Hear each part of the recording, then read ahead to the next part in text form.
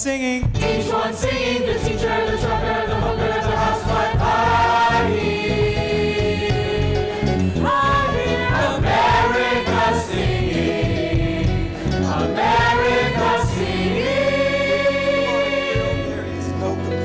I feel like Carmen in a way, like a gypsy with a tail. Pick it up, put it down. Pick it up, put it down. Pick it up, My gosh, I bring it up to my store.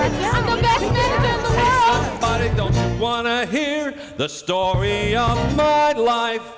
One of them movie companies, TV documentaries. Won't you come and ask me, please?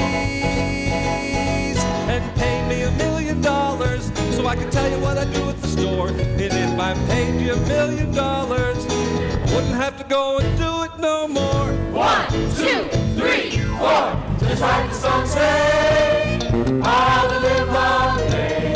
Everybody gonna know that song. Working for a living the whole day long, all the live long day. Hey, somebody, won't you turn your head?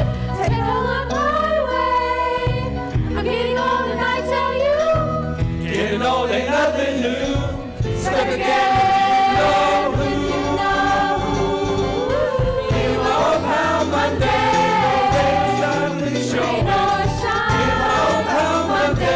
Another cup of coffee, get the juices going. Another cup of coffee, get the juices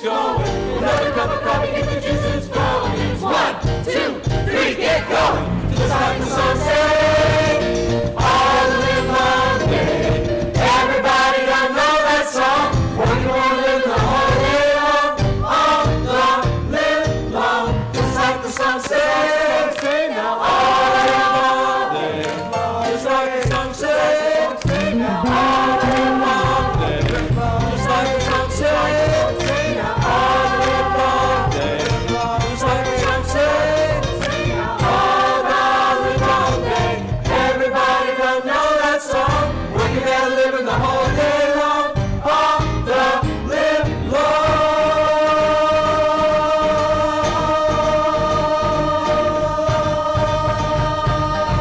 day.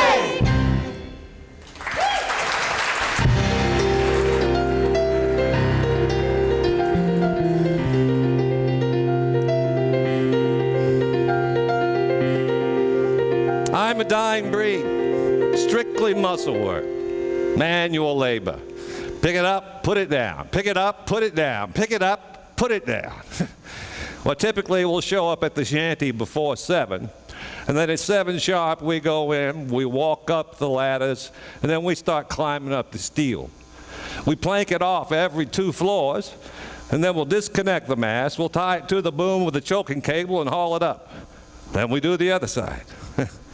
Yeah, I've been in structural steel since I was 18 years old, and I've climbed towers 1,000 feet tall. That'll scare a lot of people. So right away, an iron worker, he gets an ego. I mean, you're doing something that nobody else can do. You're 18 years old.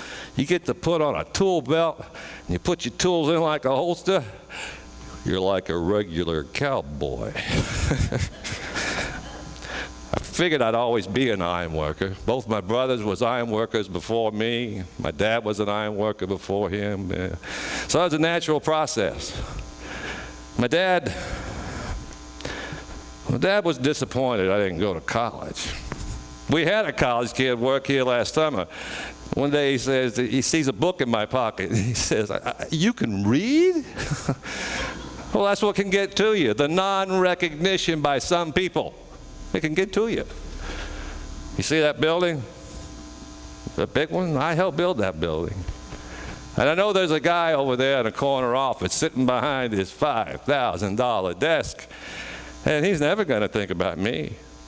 But I think about him sometimes.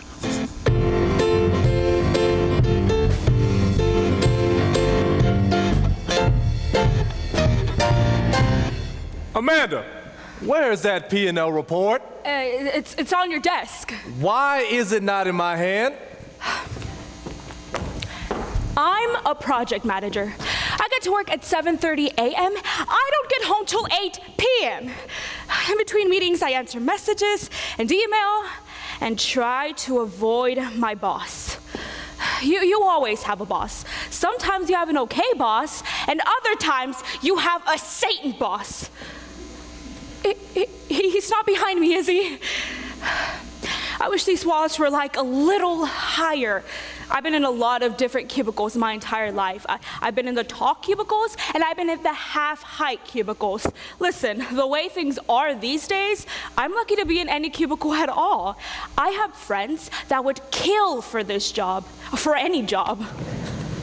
I paper the walls of my cubicle with posters. I bring in fresh flowers, brought in my favorite ceramic lamp. This little collection on top of my computer, I call them computer gods. I guess I have more decorations than I thought. But you know, in a cubicle, things like glow-in-the-dark skeletons go a long way. Sharing a cubicle, it's sort of like sharing the bathroom stall. It doesn't matter how tall the sides are or how big it is, you're still in there with someone else. In a not sexy way.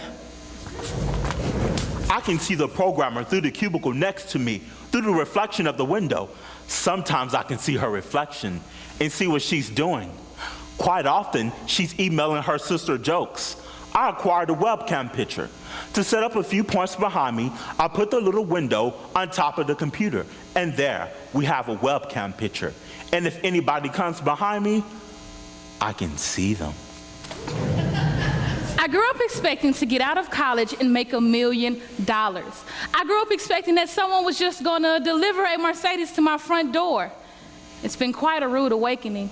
This is the first time in 4 generations that I have it worse than my parents. Jobs are not big enough for people. When you ask most people who they are, they define themselves by their jobs.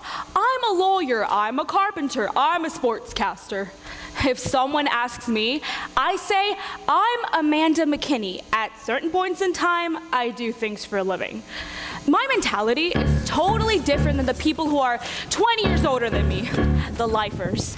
I have no real sense of loyalty because I know that they have a company to run and they'll lay me off if it's prudent. I accept that.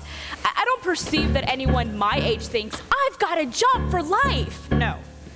What they're thinking is, all right, I'm gonna make as much money as I can from this company, then I'm going to move to another and make more money. This is the first job of many. This is my first job. I smell like a burger. The register is easy. Hey, you want a burger? I hit the picture of a burger. Every day the same old thing. Hello, chicken nugget, quarter pounder. And I wait for that phone to ring, that phone to ring. The phone at the end of the counter. When I see the manager writing down an order. When I see the manager making change. When I see the manager writing an address, I whisper, yes, give me some change. Send me on my way, okay. I'm off on a delivery, and I'm finally on my own. Delivery, peace, and I'm headed for parts unknown. On a delivery. Fresh air and exercise, and sometimes I'll throw in some extra fries. Calling it in today, my world is gray until they send me away on a delivery, and the wind is in my hair. No one's watching me, I can wander anywhere. But the food is getting cold, and so I'll do as I am told. Responsibility, I have responsibilities. See, my father sits at home, he doesn't work anymore. While my mother works a double shift at the department store. And it's nice not having to ask for money, and it's nice not having to ask for dinner, and it's nice on nights when you have to get away. I go to work every day, I'm putting money away. Hey, you know what they say, slow and steady. Making minimum wage is pretty good for my age. If I can manage to save, I'll be ready to go wherever I gotta go. destiny leads me. For now the restaurant feeds me and my family needs me. Delivery! The customers always right. Thanks for getting me out of the house tonight. I keep the order straight and I say sorry if I'm late. You're late. Some extra napkins for your plate for making you wait. That'll be 12.98. Delivery. I wander out of range. Towards a future new and strange. This job is just a start, but wait, I haven't told you my favorite part. It's when they pay, and then they say, Fuck it, keep the change.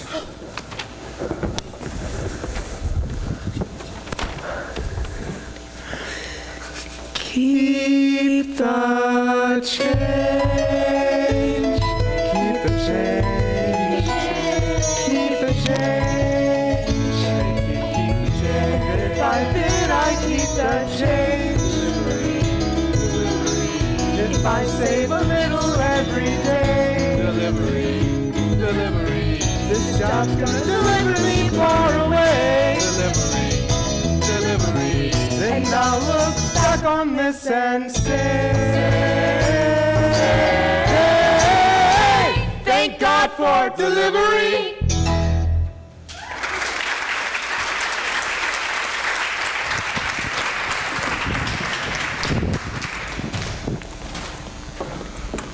I'm a guy that likes to work. Some people enjoy tennis. I enjoy work. I enjoy being a leader. I enjoy being the guy everybody looks to. I like the responsibility of having a team of people working for me. In our world of money, money management is still the sexiest job there is. Ask any girl at the East Bank Club. Money is hot.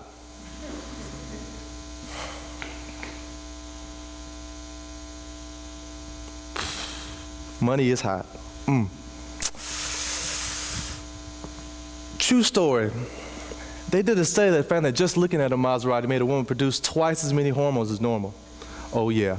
So when someone wants to call me a shallow douchebag, a corporate tool, a freaking robber baron, I take it as a compliment. Abso-fucking-lutely. That's what this country's all about. The free market. Yeah, not perfect. But if they would just leave it alone, it sure as hell would correct us up better than any regulator can. Yeah, some companies will go away, some people will lose jobs, and some people will lose money. But that's basic capitalism. Who developed America?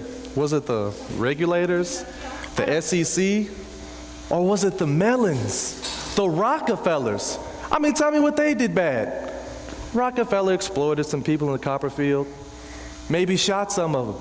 Fine, not perfect, but who benefited?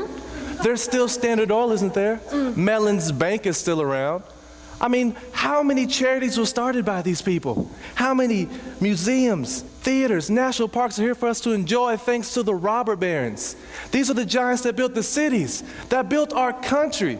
Unless you have losers, you cannot have winners. Hold on, I gotta take this. Yeah? Okay. Give me 5 minutes. Yeah. Okay. Look, I gotta cut this short. I gotta get back to the phones before the markets close overseas. Everybody works long hours these days. Kid wants to make it, he's gotta be willing to work long hours. And he's gotta outsmart the regulators if he wants to make a profit. Christ, it's easy. If you can't outsmart one little government staff, you shouldn't even come to work in the morning. I should be their teacher. You know, I always wanted to teach. That's what I like to do once I get tired of all this. Get involved with the young people, passing on my knowledge, my experience, my values. Morning, Hernando. Good morning, Selena. I missed you. Sometimes you have a dislike for a certain child, but you force yourself to say, "Good morning, Manuel. How are you?" Someone forgot to take their Ritalin this morning. My name is Rose Hoffman, and I teach 3rd grade. At 9:15, I put on the board, tables fun, multiplication. You can't just say tables, you have to say tables, fun. Everything has to be fun, fun, fun. I tell them, Miss Hoffman is here, everyone works, and working is a blessing. Now, back in my day, I would have 18 to 22 students in my class from the beginning bell until the very end. Now I have 37, and then they pull out their cell phones and then go to computer lab or art therapy. Yeah, things have changed since 1967. January 6th, 1967. My children were Polish, primarily. I love the Polish people. They worked hard. My classroom was always a showcase. In those days, we did it ourselves, with colorful pictures and charts on the wall, a snowman in winter, a pumpkin in fall, and all my supplies were in neat little piles on the shelves. My children were always respectful. When the principal came, they would rise. If I needed to leave for a minute or two, they always found something constructive to do, and everyone sat in their places according to size. Oh, but kids don't know how to behave anymore. Ask them to rise and they ask you what for. We confiscate weapons and drugs at the door. No spitballs or comic books now. They want me to teach in a classroom like this, but nobody tells me how. You know, back then, I actually taught English. Not English as a second language. I can't believe English is the second language. When my parents came over, they didn't learn Jewish as a first language at the taxpayer's expense. And we didn't have problems with focus or discipline. But back then, we had the paddle. Oh yes, I'm a big believer in corporal punishment. It builds respect and trust.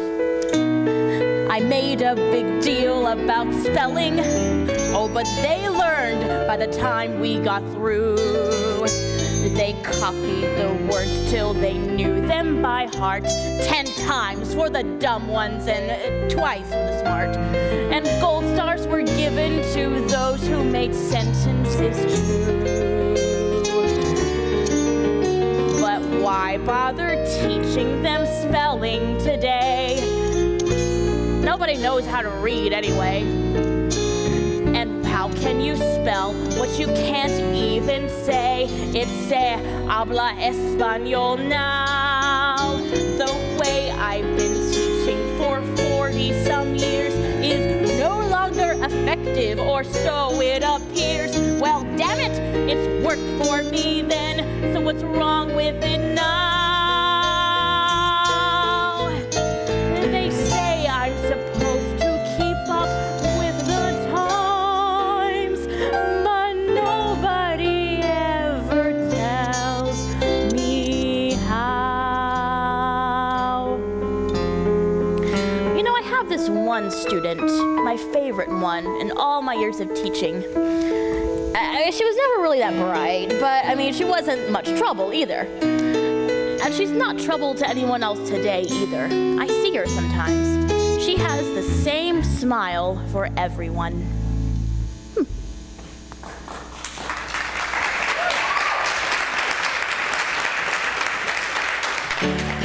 There isn't a thing you don't want that ain't in this store. From a soda pop to a genuine pearl of can of oysters. There's a booklet on the register that has all the coats in it, and that's for the part-time girls. I never look at it. You ready? You got your green grapes 40-22 and your red 40-23. You got your Granny Smith 17, Australian Naval 12. I'll tell you what that comes to me. I got my right hand ready on the register and my left is getting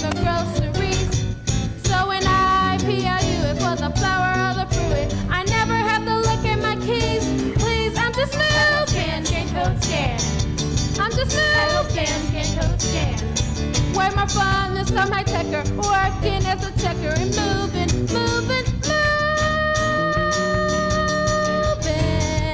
Any coupons? When I went to high school way back then, I didn't want no secretary job. I heard the grocery calling even when I still love it, though the work is hard.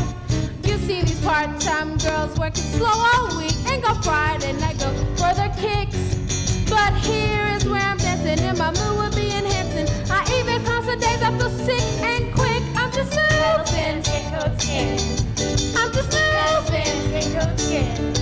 Way more fun than some high techer, working as a checker and moving.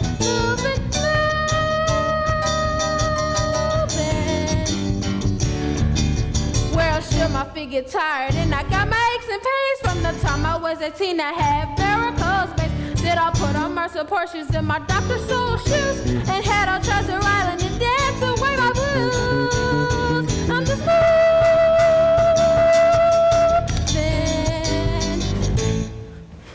Woo! Yeah! Woo! And I want no office nursery. Give me my grocery, no matter how hectic it gets. I'm just moving.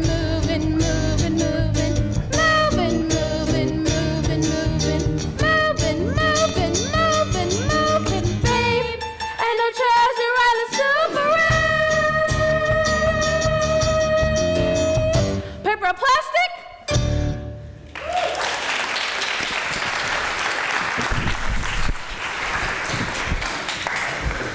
Hey, Jim, how about a break? A break? Pancho, you got a break the day you were hired. A break? Can you believe that? Hey, you knew? What's your name? Roberto. Robert. Oh, well, my name is Pam, but you can call me Babe. Will you hurry up? I have somewhere to be in 10 minutes. You'll wait your turn and then you get my full and undivided attention. You rush and you'll get nothing. You walk through the doors and the music starts playing. Everything looks pretty. Everything looks nice and fresh. You're not aware that in the back it stinks. There's crates everywhere and people yelling at each other. They play Guantanamera, the Cuban Revolution song. People don't notice the music. They go shopping and hit their kids and blame us for the high prices. Whoa. Put the lettuce on the top. They really should teach you people about produce. Sorry, ma'am. No, I'm sorry. It's just that lettuce costs so much these days. I used to pick lettuce. According to my mom, I was born in a cotton sack out in the fields because my family couldn't afford a hospital. We migrated from California to Arizona and back and forth. The things I saw, they shaped my life. I started picking crops when I was 8. I couldn't do much, but every bit counts. Whenever I got behind in my chores, I would get a carrot thrown at me by my parents. But I would daydream. I would picture my mom living in the same place all the time and being admired by all the people in the community. All of a sudden, I'd rudely be awakened by a broken carrot on my back. Un mejor día vendrá. Un mejor día vendrá. Cuando Dios a los pobres un lugar dará. Cuando madura la tarde, vuelvo cansado a mi hogar. Y soñando en un futuro, olvido dolor y pesar. ¿Dónde se ha ido mi vida? ¿Dónde se ha ido mi juventud? Perdidas en las palabras que el viento me trae, un día mejor vendrá. After my dad died, my mom would go into her tent and we would go into the one for the kids. We would roughhouse and everything, and then I go into my mom's tent and I see her crying. When I asked her why she was crying, she never gave me an answer. All she said was things would get better. But the day she thought would be better, it never came for her. ¿Dónde se ha ido mi vida? ¿Dónde se ha ido mi juventud? Perdidas en las palabras que el viento me trae, un día mejor vendrá. If people could see, in the winter, ice on the fields. In the summer, picking up watermelons in 105 degrees. Where people have lettuce, cucumbers, tomatoes, carrots, they don't know how that got on their table. If I had plenty of money, I would take busloads of people out to the fields and into the labor camps. Then they would know how that fine salad got on their table. Cuando Dios a los pobres un lugar dará.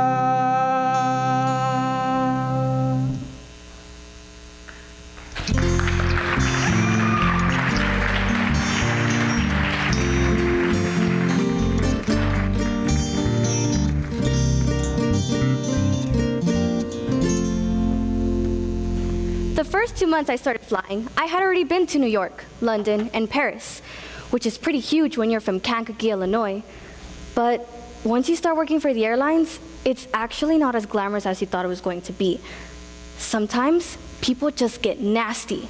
I mean, they're harassed by security and then they get delivered to us, and your shining personality only goes so far. We get scared sometimes too. I've never yet been so scared that I didn't want to get on the plane, but there have been times at takeoffs when there's been something funny. One time, I was working first class, and there was a load full of passengers, and the captain tells me, "We're going to have to make an emergency landing in Chicago because we lost a pin out of the nose gear. When we land, the nose gear is going to collapse. So he wants me to prepare this whole cabin for this landing, but not for another 2 hours. And not to tell the other flight attendants because they're new and would get all excited. So I had to keep this in me for 2 hours. And I'm wondering, am I gonna die today? And I'm serving drinks and food, and this guy gets mad at me because his omelet's too cold. I was gonna say, "You just wait, buddy. You won't have to worry about that fucking omelet." When I told my parents that I was going into the airlines, they got so excited. My mother especially thought it would be great that I could have the ambition, the nerve to go into the city on my own and try to accomplish something. Really, I just wanted to get out of Kankakee.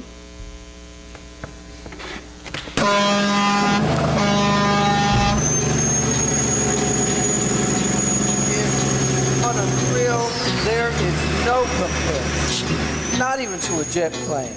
Climbing up that steel truck and driving down that Dan Ryan Expressway. Woo! The minute you get in that truck, you forget about your wife and kids that you just kissed goodbye, and the adrenaline starts flowing. Big buddy, put your ears on for me now. Big trucker gotta have a big life. So come on, brother trucker. Gotta come back, oh shit.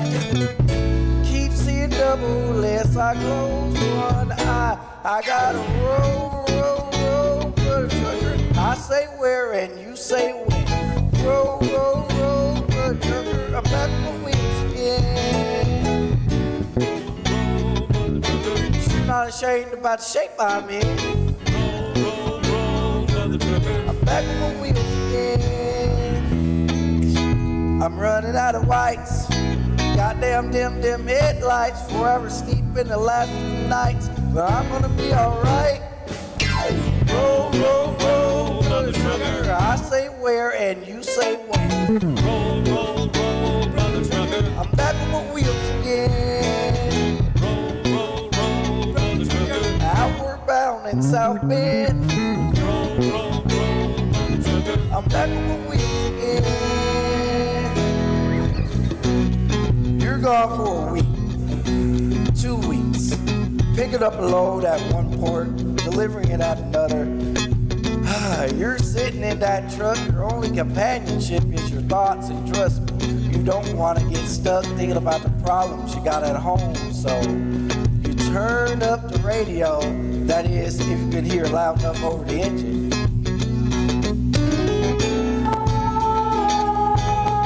Yeah, we truckers fantasize something tremendous. You think about the girl behind the voice, and something builds up inside you until you believe it.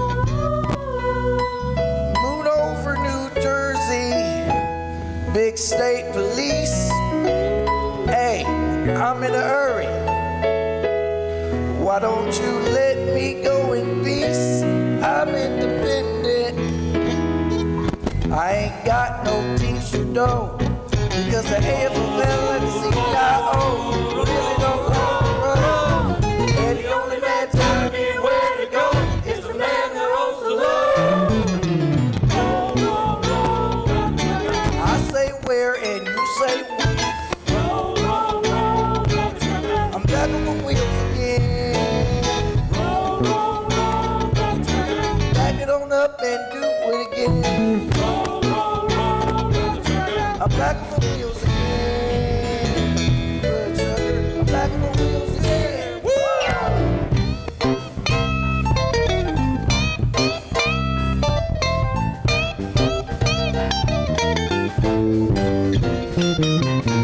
Roll, roll, roll, good sugar. I say where and you say when.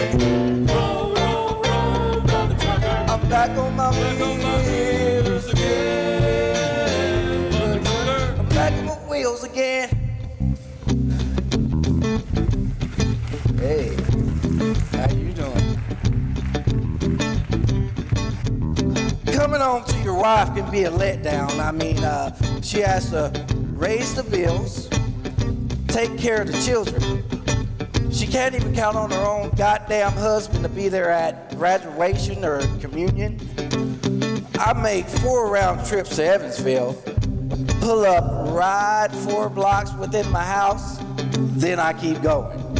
I mean, it's easier that way. I mean, I would rather be at home sleeping than getting down on a Saturday night. So, you call your wife, tell her she won't be home. Hello? Honey? Effing phone company. Verizon tech support. This is Johnny. May I help you? Yeah. I can't get anything and I got like 5 bars. I'm sorry you're having trouble, sir. May I have the number you're calling? Yeah, 214-749-7342. Oh, I'm sorry, sir. Our circuits in your area are busy. What? Jesus, I can't understand anything you people are saying. What's wrong with you? I'm sorry, sir.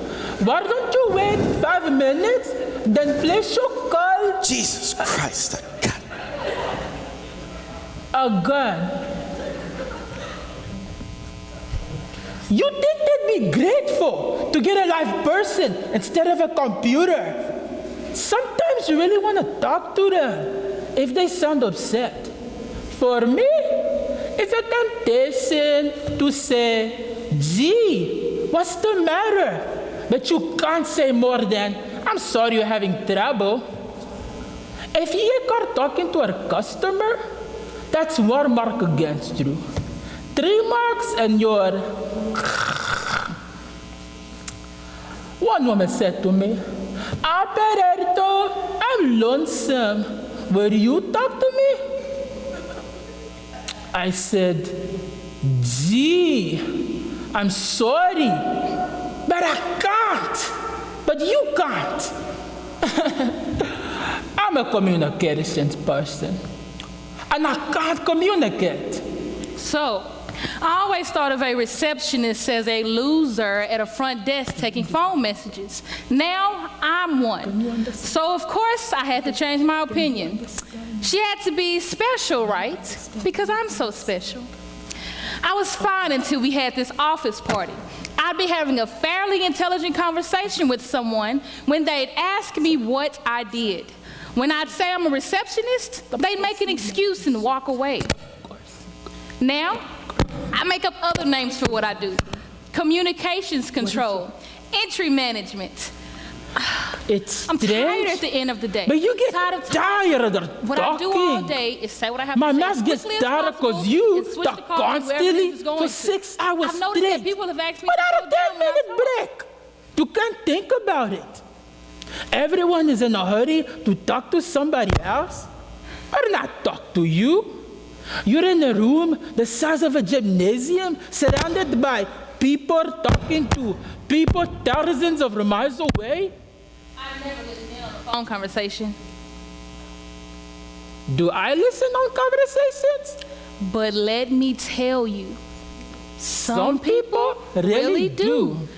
I once worked for AT&T, Especially if you're working and all late the at girls night. would listen in on phone conversations. I don't care who Some you people are on the or where line you work. are so If it's nice absurd. and it's You quiet, sit there you're gonna listen and in on a laugh phone until conversation. the tears rolling down your face. It makes the night go faster. Sometimes, to make the day go faster, I'll do drawings. Mandarin sorts of things, never people. I like to pretend that I'm alone and it's quiet. I like to call it the land of no phone. I never answer the phone at home.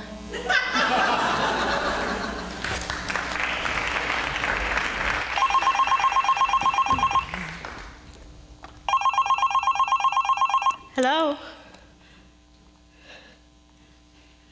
Oh, I'm sorry, no thank you. My husband reads the paper at the office, and I read it online. No, I don't have an office, I don't work. Well, I work, of course I work. It's just I don't have a job. Anyway, thanks for the offer. I'm a stay-at-home mom. I guess in my mother's day, they would have called me a housewife. That's funny because it's not like I sit at home all day watching soap operas. I have a lot of work to do. You just want something more exciting to talk about at a dinner party, you know? You know, something that really matters. What I do only matters to 3 people. All I am is just a housewife. Nothing special, nothing great. What I do is kinda boring. If you'd rather, it can wait. All I am is someone's mother. All I am is someone's wife. All of which seems unimportant. All it is just my life.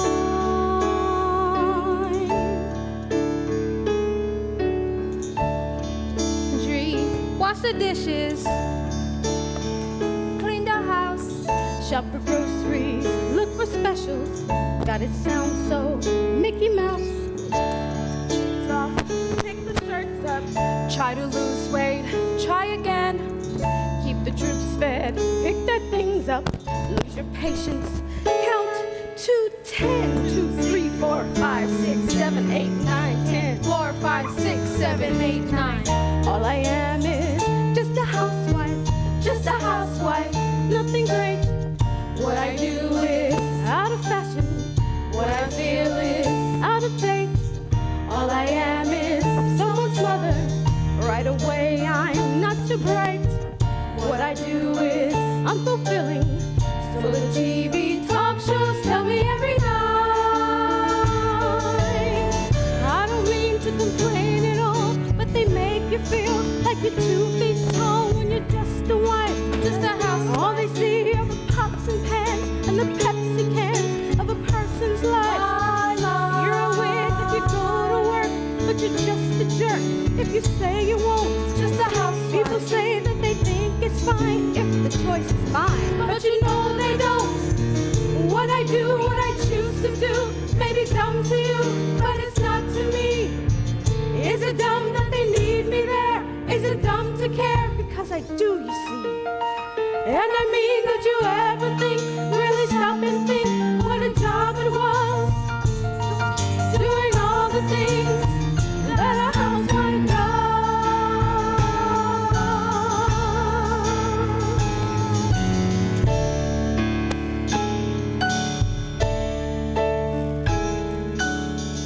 I'm afraid it's unimpressive.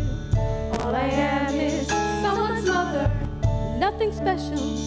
What I do is unexciting. Kinda dumb. Take the kids here, take the kids there.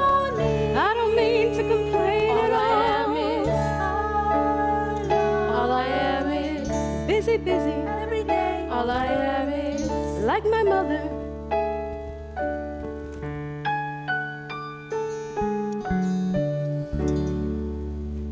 Just a housewife.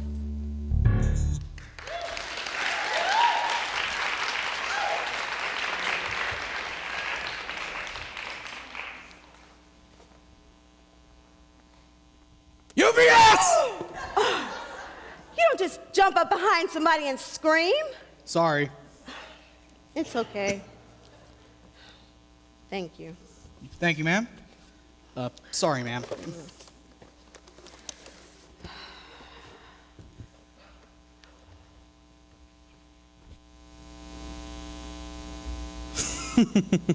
You have to make excitement for yourself, you know. Where is he? Where is he? Where is he? Where? I've been bit once already by a Doberman. Yeah, that's the biggest part of a dog's day, when the UPS man shows up. So when nobody's looking, you kick him down the street. Even if he just follows you, you try to get him for the one you missed a couple houses back. Yeah, that's the biggest subject of conversation with us. Dogs and women. If you see a nice looking babe, that kind of brightens your day. We have a code that we put in the system. We put a Q that stands for cutie. If you see a nice little honey laying out there in her backyard, she'll be laying there in a two-piece bathing suit with her top strap undone. She'll be laying there on her stomach. If you go in there and you scare her good enough, she'll jump up. It gives you something to do. It adds excitement to your day. UPS!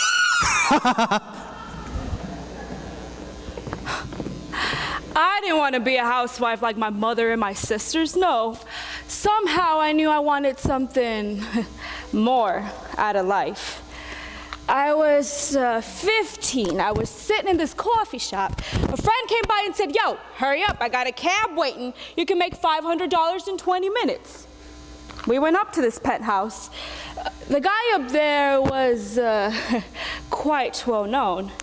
He wanted to watch two women do it, and then he wanted to have sex with me. It was barely sex. I mean, we were already finished by the time he started. It was a tremendous kick. I mean, there I was, doing nothing, feeling nothing, and in 20 minutes I was gonna walk out of there with $500 in my pocket. Just out of curiosity, how many people you know make $500 for 20 minutes work? And I was still in high school. I think of myself as an upper-class working girl. The press calls me a socialite, which is just another name for a well-dressed fundraiser. Fundraising is like candy. You get to go out there and talk with fascinating people and promote causes you love. What could be more delicious than that? I started back in 2000. I gave a party in Washington, D.C. for Nicaraguan refugee children. It wasn't for the Contras, although I'm sure that would have been fun too. Fundraising is work. It's hard to separate people from their money. There's a sort of finesse to approaching a potential donor. I don't bring up money when I first meet someone. I mean, they know why I'm there. But I do like to see how long I can go without asking for a gift. Call me a tease. It's a marketplace transaction. Somehow I managed to absorb that being quite young. I was a precocious child. Actually, I was sort of lonely. I didn't think of myself as being attractive. I mean, I didn't look like a Calvin Klein ad. But I was bright, and I didn't play by the rules. Guys were mostly scared of me. They didn't want to get emotionally invested in me, but they did want to fuck. For a while, I was willing to accept that. It was feeling intimacy. It was feeling warm feeling. The other day, I was riding around in my limousine during a hotel strike. And I thought, now I know what it feels like to be a bag lady. I mean, you can't just go out there and pick up every homeless person you meet, but you can help by saying something interesting to lighten up their day. I guess that's what the word socialite really means. become your job. Me, I became a hustler. Even when I'm not hustling, I'm still a hustler. What you do is what you become. I don't think it's so terribly different from someone who works on an assembly line 40 hours a week and comes home cut off, numb. Now, people aren't built to switch on and off like water faucets.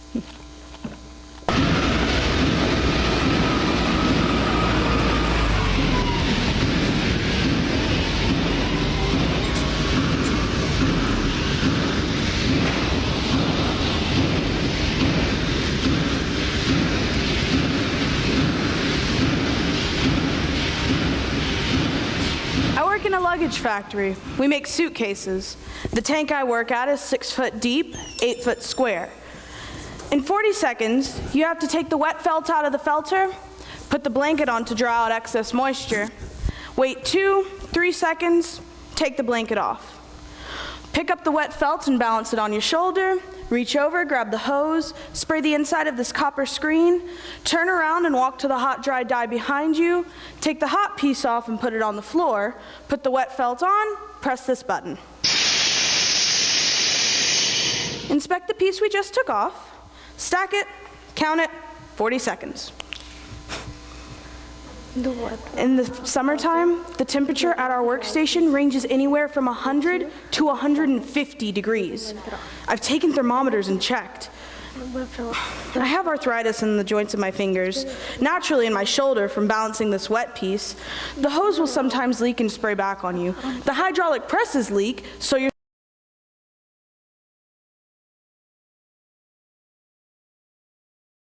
on oil. You run the risk of getting burned every time that wet felt hits that dry steam. You're getting engulfed in a cloud of steam every 40 seconds. The tanks run 24 hours a day. I work 8 straight hours with 2 10-minute breaks and 1 20-minute break. I find it hard to eat my lunch in that amount of time. 40 seconds. Granddad was a sailor and he blew in off the water. My father was a farmer and I his only daughter. I took up with a no-good mill-working man from Massachusetts who died from too much whiskey and leaves me these 3 faces to feed.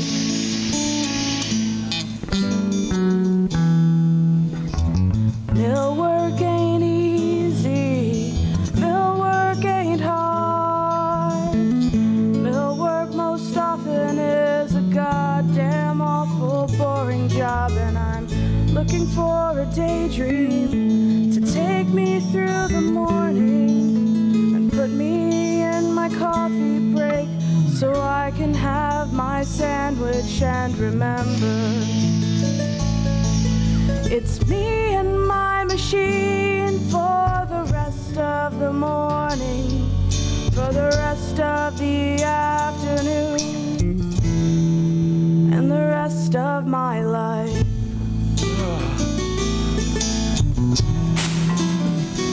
They can't keep men on the tanks. They say it's too monotonous. I think women adjust better to monotony than men because women can think of 2 things at once, where a man can only think of 1 thing at a time.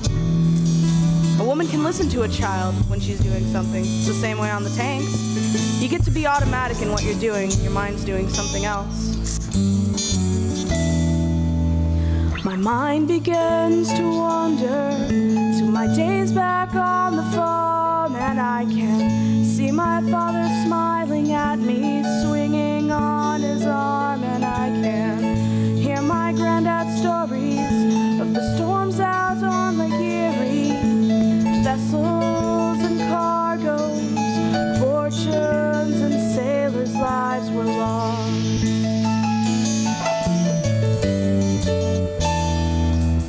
It's my life has been wasted, and I have been a fool to let this manufacturer use my body for a tool. I get to ride home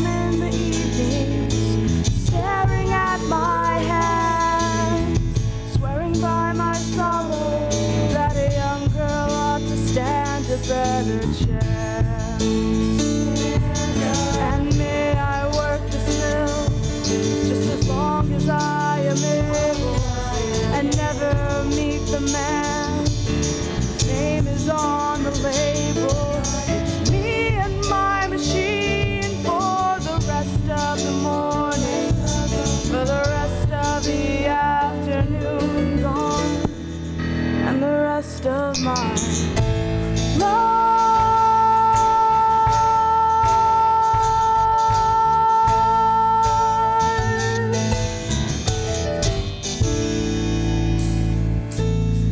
You wish you didn't have to work in a factory, but when it's all you know how to do, that's what you do.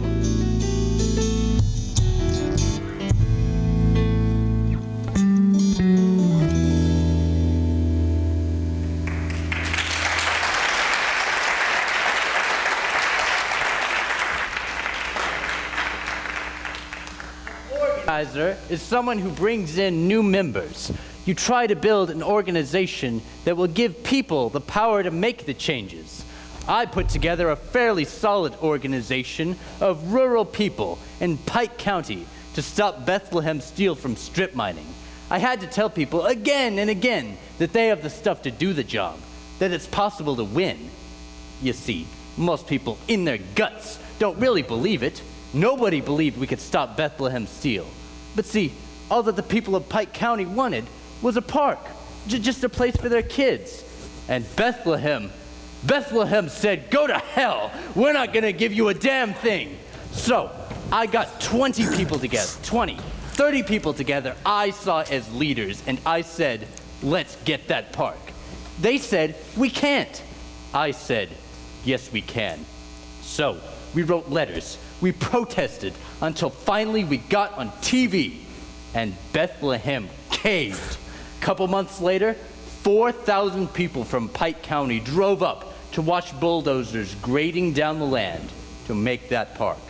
You see, people become convinced there's not a damn thing they can do. I think we have it inside us to change things. I mean, all human recorded history is about what? 5,000 years old? How many people in all that time have made an overwhelming difference? 20? 30? See, the problem with history is that it's written by college professors about great men. But that's not what history is. History's a hell of a lot of little people, men and women, just like me and you, getting together and deciding they want a better life. Damn right!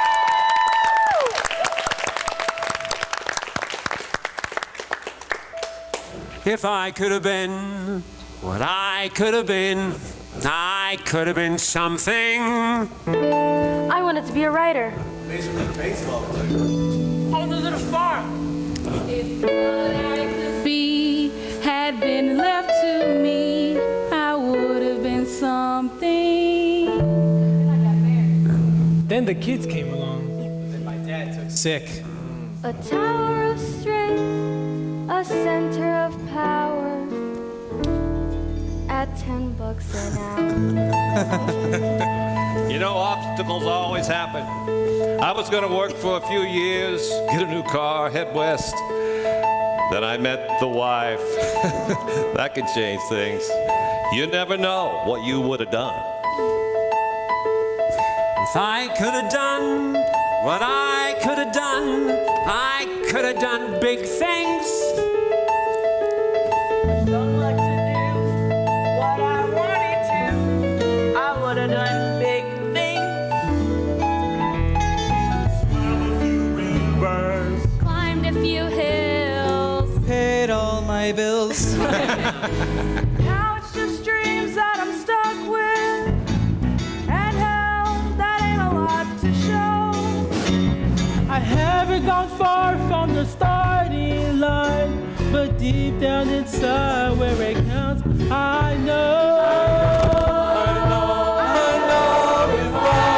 If I could have gone where I could have gone, I would have gone far away. As far as I could go, I would have gone places. I would have gone far away. A long way from here. Way back then I had ambition, Way back a lot of stamina and guts. Way back I never took no for an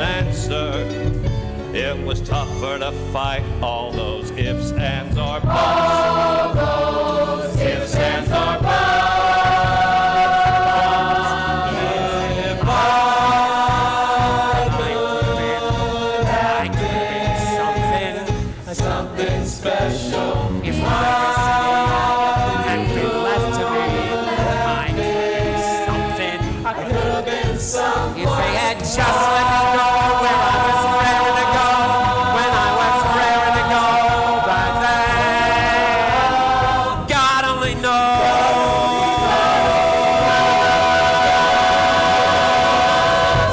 what I could have been. What I could have been. What I could have been. What I could have been. What I could have been. What I could have been. Hey, somebody, wanna hear the story of my life?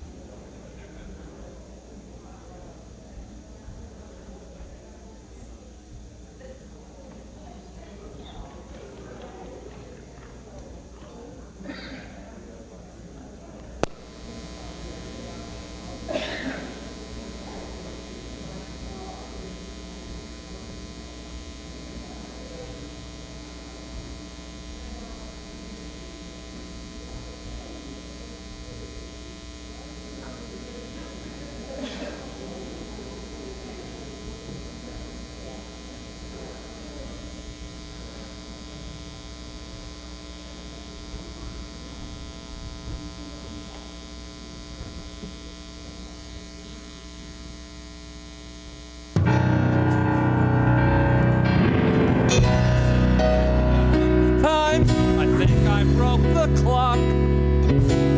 Time's the only thing I know. Seems to go by awful slow. Can't you hear that whistle blow?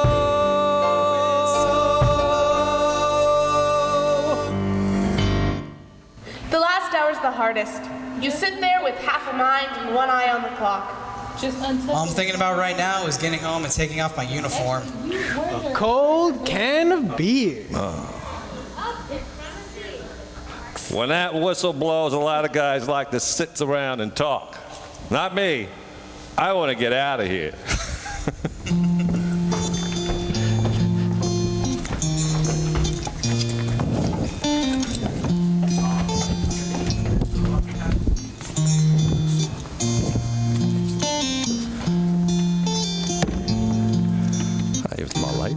It's a pretty good day, Lane Stone.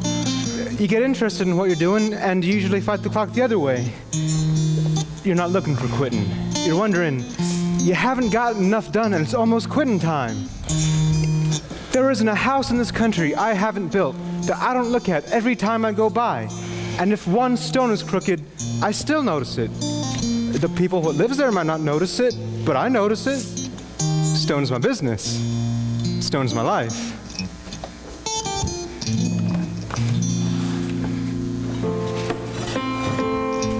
He builds a house with his hands. 30 years go by, it stands where nothing stood.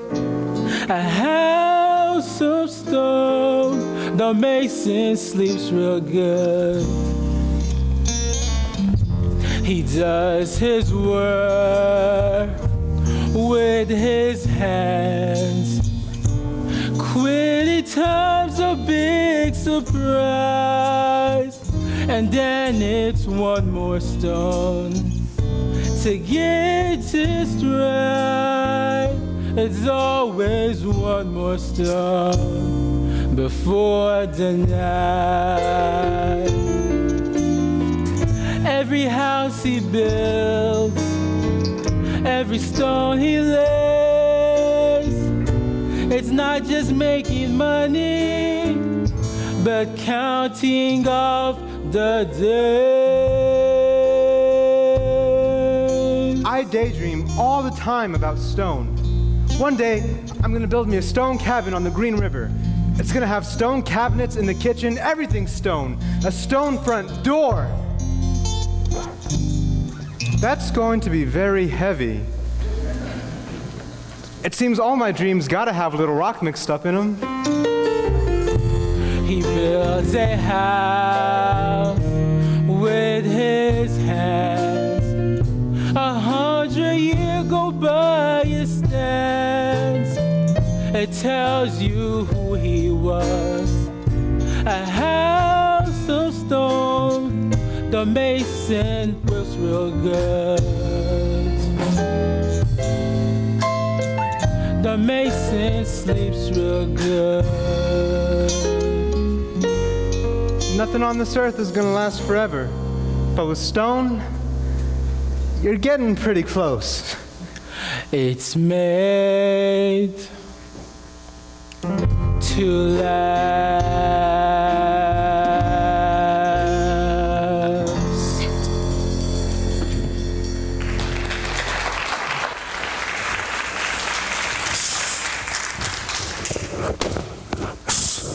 I can't relax. Because when you ask a guy who's 58 years old, what does a press agent do? You force me to look back and see what a fakakta life I've had. My hopes, my aspirations, what I did with them, what I've wound up with, rooms full of clippings and a case of colitis. But what my major problem has been, an inability to say no. The insistence on being a part of everything. The fear you're going to miss out on something. One psychiatrist said to me, a man with one ass can't ride two horses. Being a publicity man is a confession of weakness. It's for people who don't have the guts to call attention to themselves. You spend your whole life telling the world how great somebody else is. In this business, you don't build anything. If I'd had a small mom and pop candy store and I built it into a larger store, I might have sold it for $1 million. Ha! Who's gonna buy my clippings?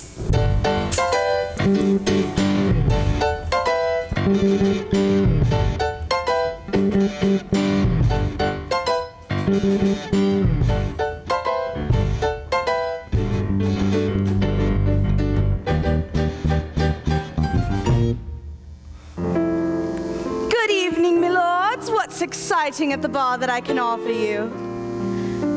It would be really boring if I had to say, would you like a cocktail, over and over. So I come out different for my own enjoyment.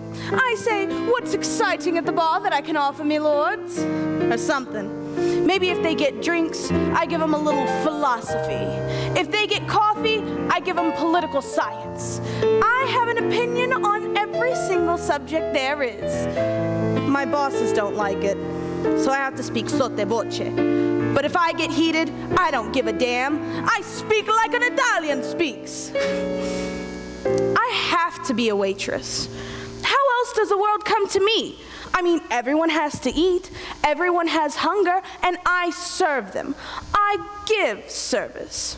I can't be servile, there's a difference. But I get intoxicated with getting service. It becomes theatrical to me. And I feel like Mata Hari, and it intoxicates me.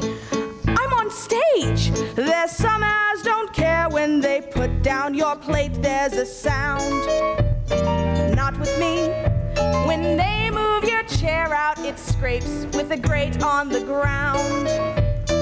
Not with me. I will have my hand right when I place a glass. Notice how I stand right as customers pass. Serve a demi-tasse with a gesture so gentle, or do it again till it's near Oriental. It's an art to be a fine waitress, to see that you pleasure each guest. There's a twist to my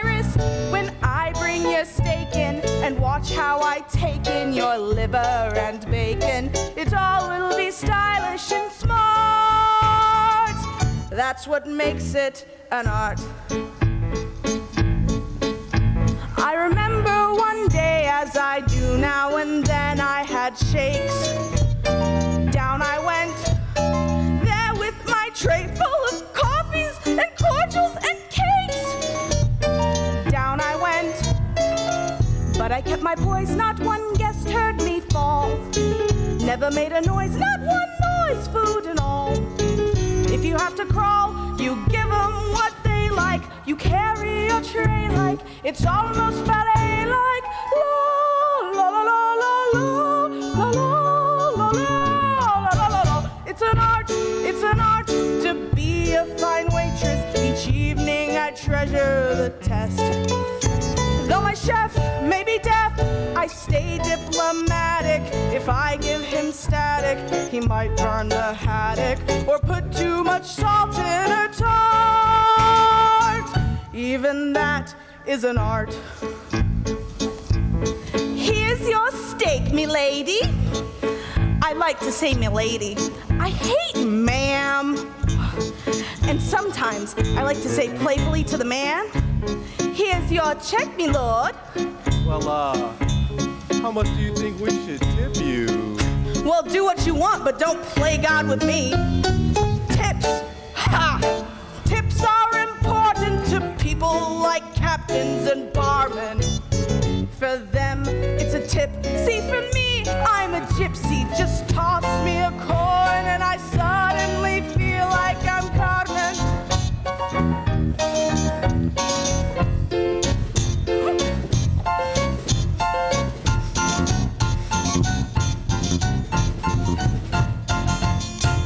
So on through the ulcers, the backache, the hot, sweaty feet. On you go. From is your knife dull, sir, to madam wants what with her meat? On you go. 2 a.m. approaches, the curtains descend.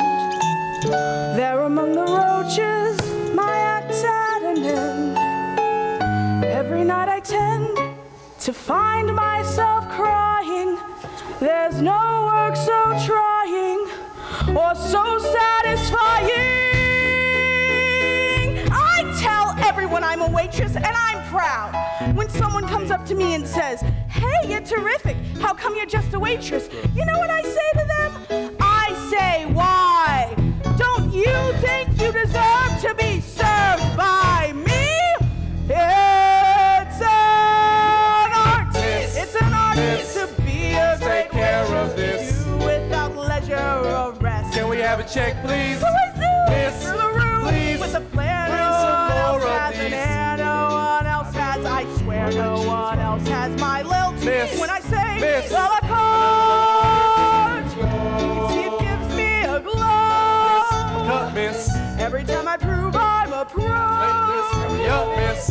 Maybe I'm not quite Miss. Michelangelo, Back for my dog. but I'm not just a waitress. You work great. I'm a one-woman show. Check, please. Come on, please, lady. Let's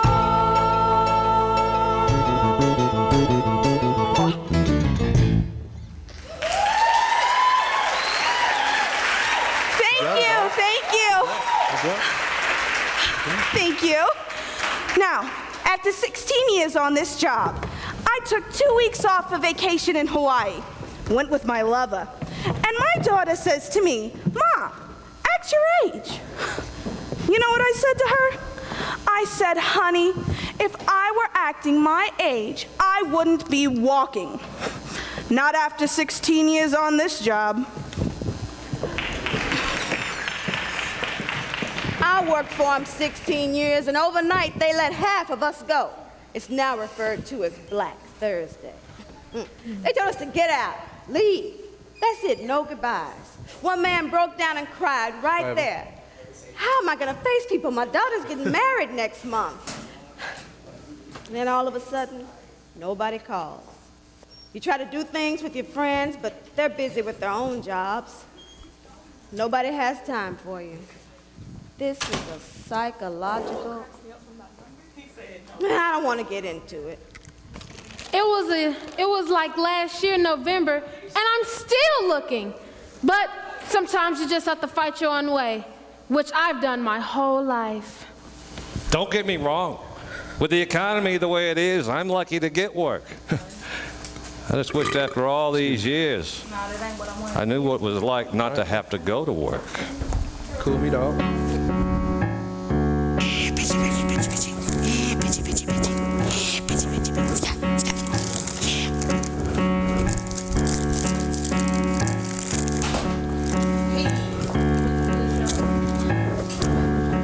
When I retired, for the first 2 years, I was downhearted.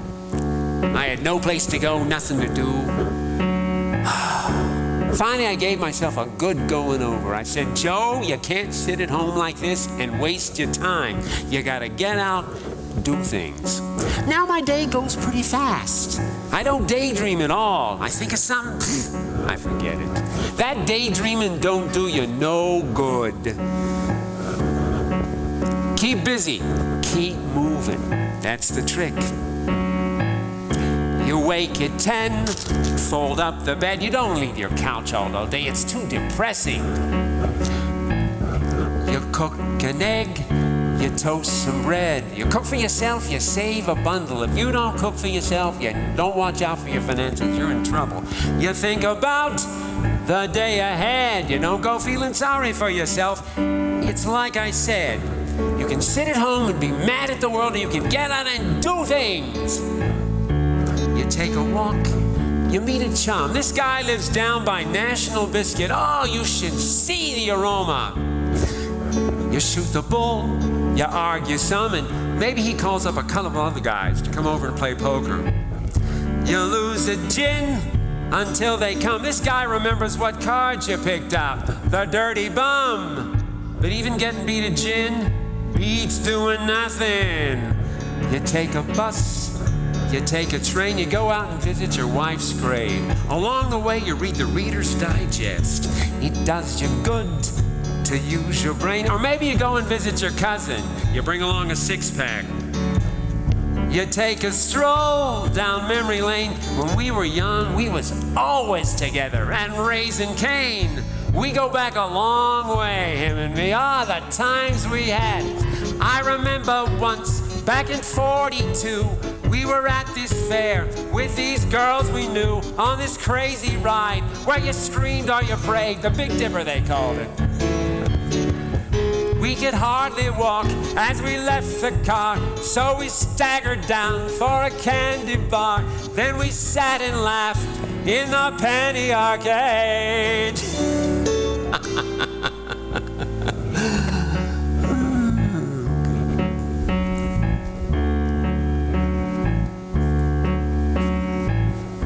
At 6 o'clock, you watch the news. Then politicians make you so mad you throw your slippers at the screen. You cook some franks, no big to-dos. Most nights you straighten up, you lay around, maybe you call your daughters. You watch a game, you take a snooze. But then there's Sunday. Sunday's different. You change your shirt and shine your shoes, because you're going around the block to the tavern. You shoot some pool, you drink some beer. You find a pal, you bend his ear. Most nights you see most of your crowd there, but Sunday's very special. You sing the songs you never Stardust are in the mood, and then you cheer. Last Sunday night, believe it or not, we sang Till We Meet Again. I once did a waltz to that song, honest to God. It was at a dance, I was 17, and the girl was like from a magazine, and the lights were low, and I really mean low. I think some of my friends had something to do with that.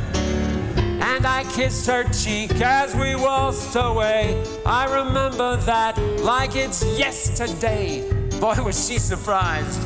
I can still hear her say, Joe, Joe, Joe.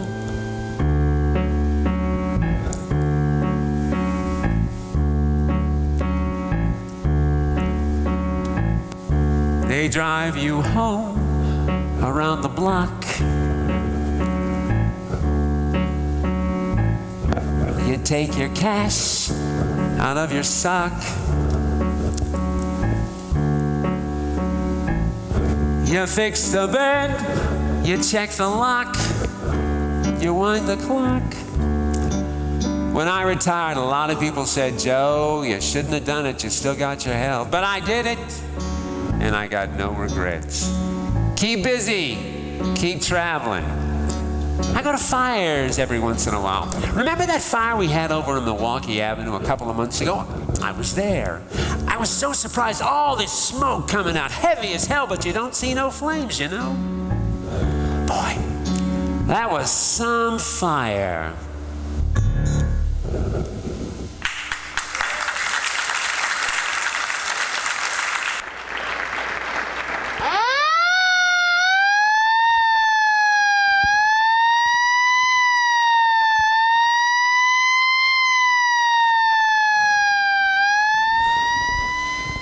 You go in there and it's dark, smoke's pouring out in the goddamn building. It all happens really fast. You feel this tremendous heat to your left, you turn and suddenly the whole fucking room is orange yellow.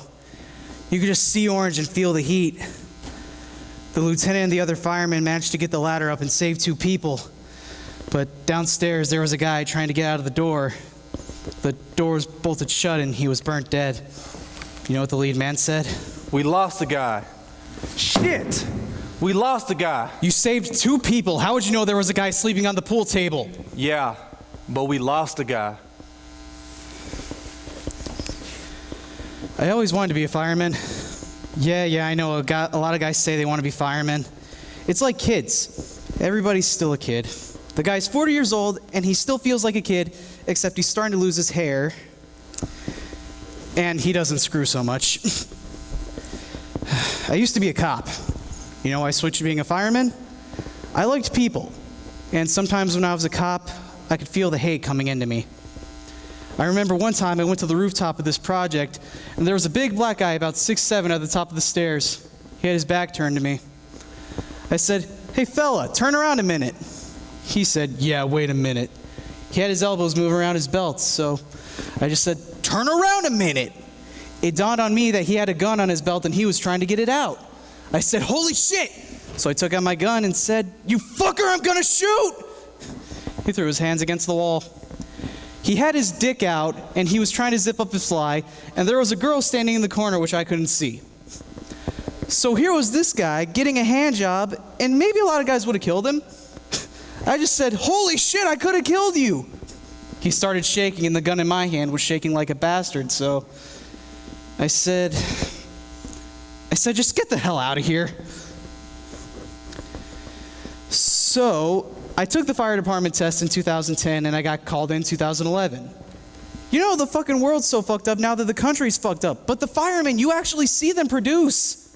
You see them put out fires. You see them come out with babies in their hands. You see them give mouth to mouth when a guy is dying. You can't get around that shit. That's real. I used to work in a bank once, you know. It's just paper. You're looking at numbers. It's not real. But I can look back and say that I helped put out a fire. I helped save somebody. Someone can grow old. Someone could be born right now because of me. It shows something that I did on this earth.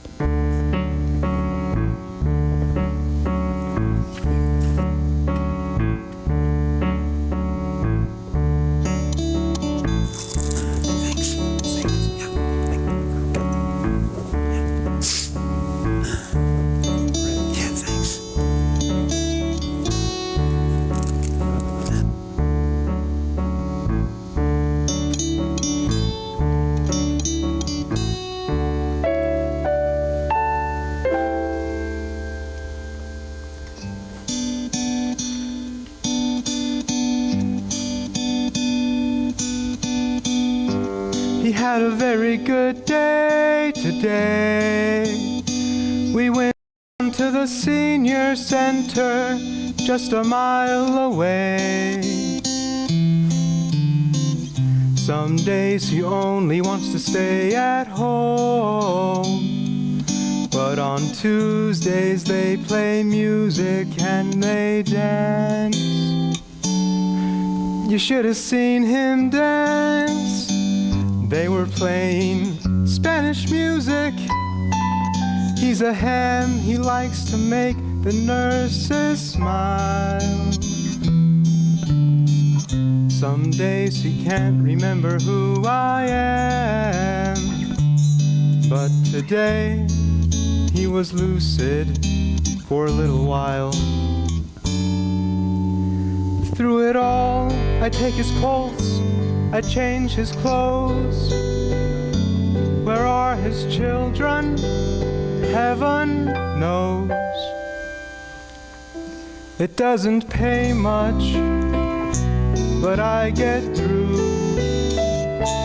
because I do the work that no one else will do.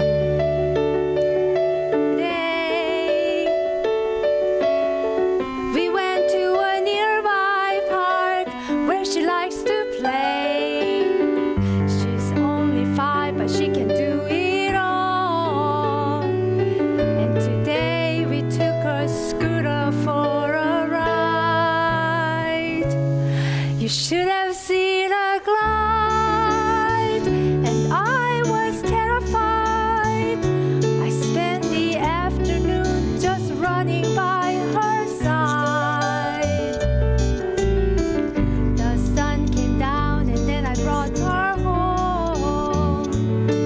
Her parents work late, I tuck her in each night, and I sing mahal kita, minamahal kita, mahal na mahal kita, till she's asleep. She said I love you, and I love her too, while I do all the work her mother doesn't do.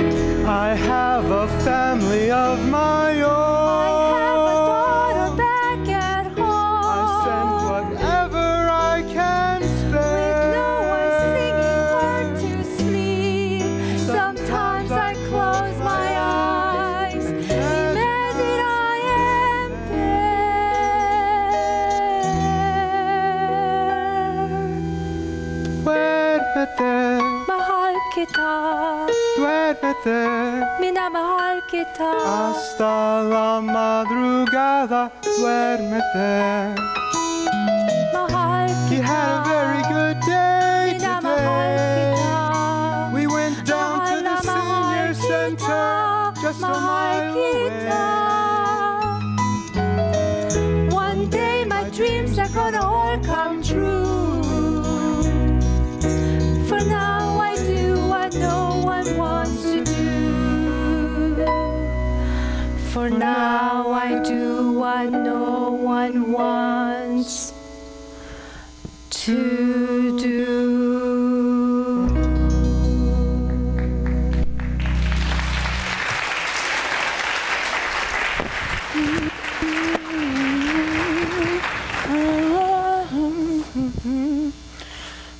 You know what I wanted to do? I wanted to play the piano. That's what I wanted to do. And I write things about my life growing up in the South, about my mama and my grandmama. Now I got my own beautiful daughter, and I got plans for her. So I go and scrub floors every day up at the Marriott. And I come back here to this office, and it's scrubbing again. For generations, that's all we've done, scrubbing. My mama, my grandmama, and me. But my daughter, she ain't gonna get no rest. I aim to be the end of that particular mama worked just like her mama before her. No less than working was their trade. There were laundries, cooks, and living help. Thursday girl, babysitter in a hotel. Maybe they were 6 days a week, all day long.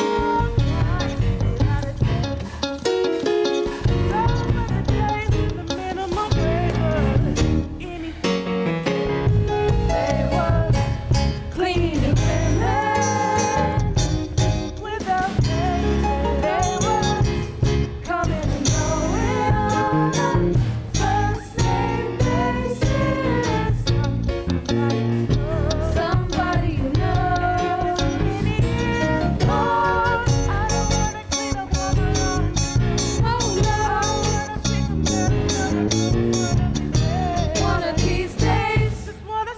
till noon.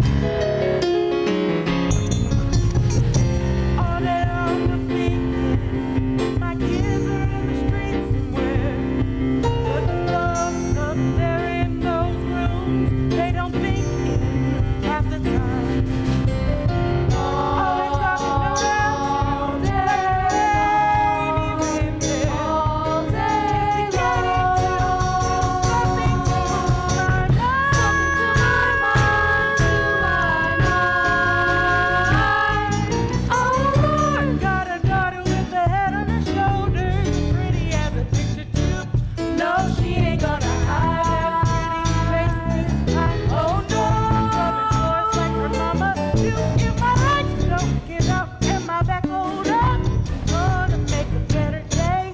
Oh, one of these days. Don't ever see her get down on her knees unless she's down there to pray. No more cleaning windows without faces. No, no. She's gonna walk in on us first name basis. She'll be the first in this family. She'll be the first in this family. To have a face you can see. Lord, she ain't gonna be stuck up in no laundry room. Oh no. When she's sleeping, she'll be pushing her own room. Someday, when she can sleep till noon. As long as she can get up singing her own tune. From that day, Lord, for me that day can't come too soon. Can't come too soon. That day can't come too soon. No, no, no, no. That day can't come too soon.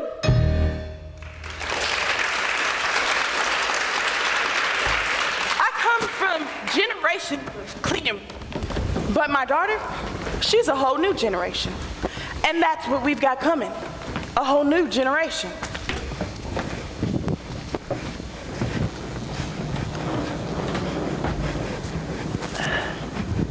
My name is Ralph Werner. I'm 19 years old. I ran this mutual fund for students in my school. My father has his own investment firm. I guess that's where I learned. He runs a hedge fund. You know, those are the guys that are always getting caught defrauding their investors. We study ethics at school, so I'm sure I won't have any problem. I'll be going to business school. Kellogg, naturally. Well, what I'd really like to be is a professional golfer. But realistically, I'll probably be an entrepreneur. And then I'll start a family, of course. My, quote, dream girl, unquote, has long brunette hair and doesn't have to wear a lot of makeup because she's going to be naturally pretty. I want her to have a lot of personality because when I'm 30 and we're moving up the ladder, there's going to have to be a lot more than looks. At first, she'll probably be working, but after our first child, she'll stay home. And she'll be a good mother. I hope to have 3 children, 2 boys and a girl. I would like a colonial house, possibly one that leans toward a Mediterranean style. Maybe it could even be backing right on a golf course so my wife and I can play golf whenever we want. I hope my wife can play golf.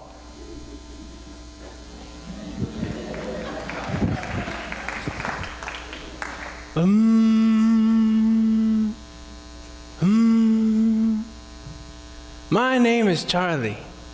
I'll be 20 in 3 weeks.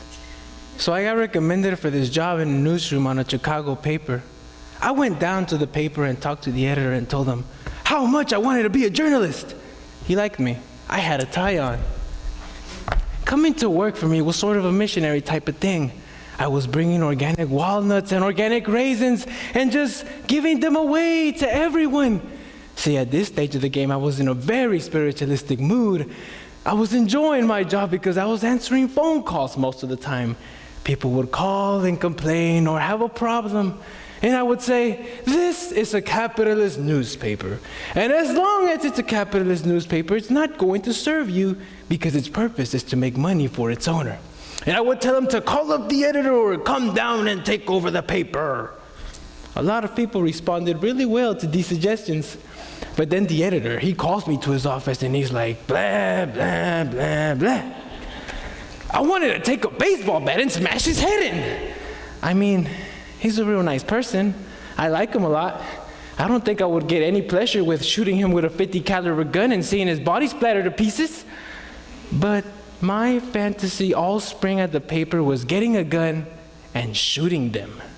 Or getting a gun, walking to the editor's office and saying, okay, how do you face your death? For the past months, I was worried, what would I do when I get fired?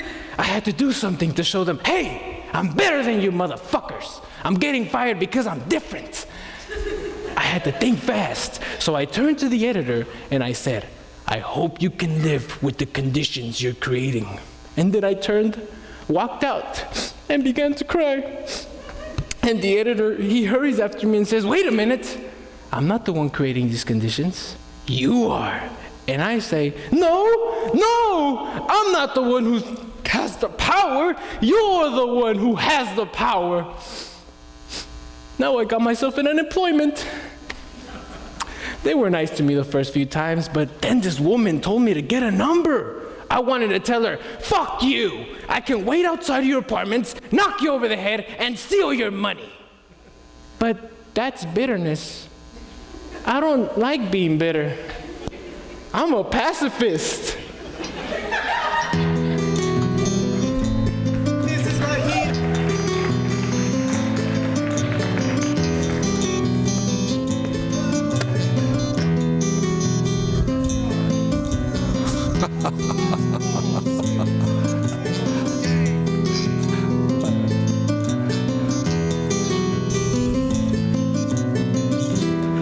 Heard a lot of songs say, where you going, my son?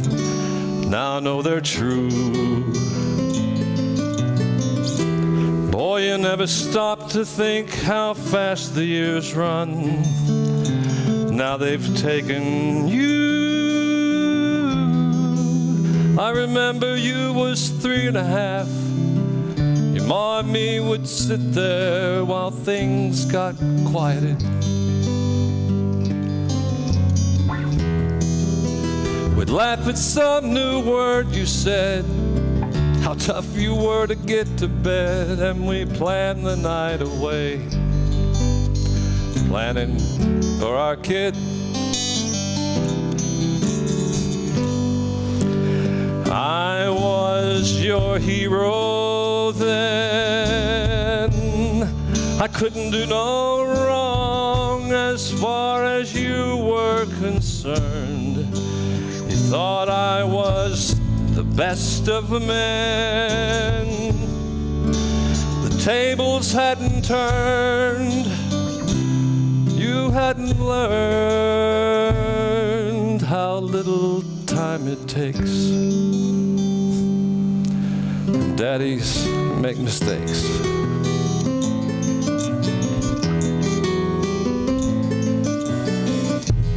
Seems to me lately I've been thinking a lot. I think about my dad. Lots of funny things come back I thought I'd forgotten. Now they make me sad. High school and it used to be. I didn't want him touching me and I shuddered if he did.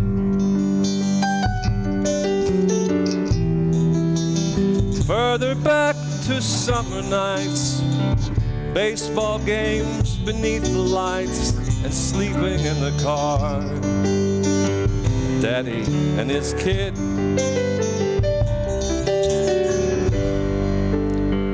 He was my hero then.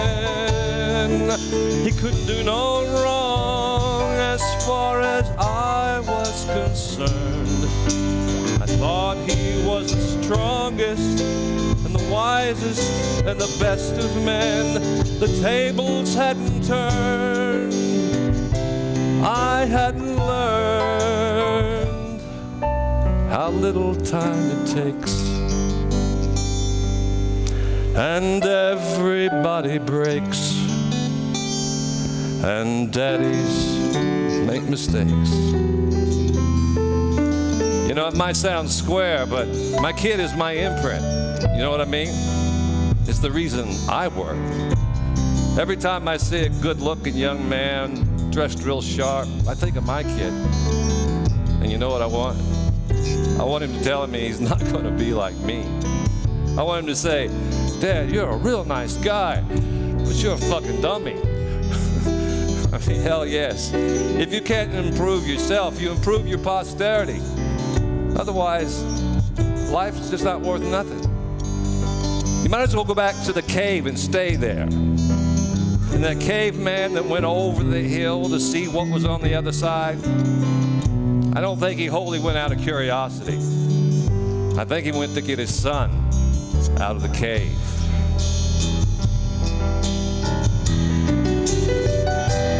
I heard a lot of songs say, where you going, my son? Now I know they're for real.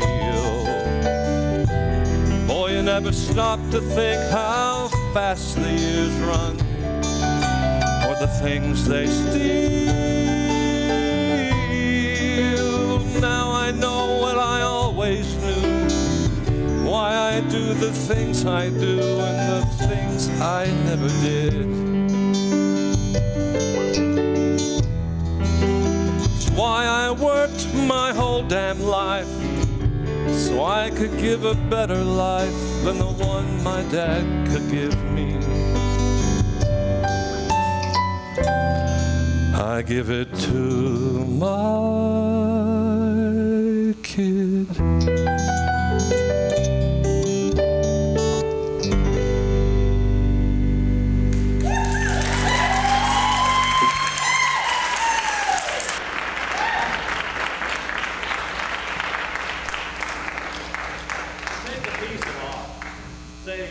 Michelangelo's Sistine Chapel.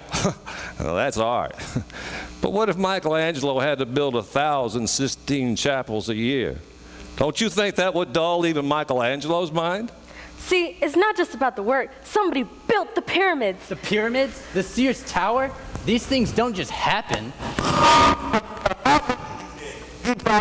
Road and you say, I worked on it. You see a bridge? You say, I worked on this bridge. I think that if the carpenter builds a cabin for poets, then the poets owe the carpenter a little plaque, just 3 or 4 lines on the wall. Though we labor with our minds, this place that we relax in was built by someone who can work with his hands. Picasso can point to a painting. A writer can point to a book. What can I point to? Everyone should have something to point to. You know what I'd like to see? A building. No. The Sears Tower. And on one side, a panel 1 foot wide that goes from the very top to the very bottom, that lists all the names of the men and women that worked on that building. So I could walk up with my son and say, See that building? I was the one who did the design. I was the one who drafted the plans.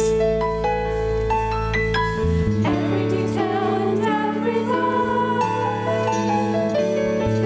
See that building? I worked the crane that lifted the beams. I was the guy who worked up above. Look at those bricks are mine. Every detail and every line. See that building?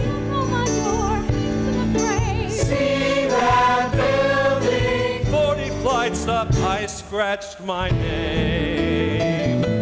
See that building?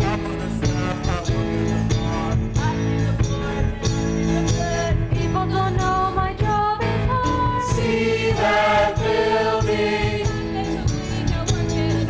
I entered a mail. 9 on the dot, I punched my card. See that window? All by the ledge. Fan from the top. See that window? Count from the left.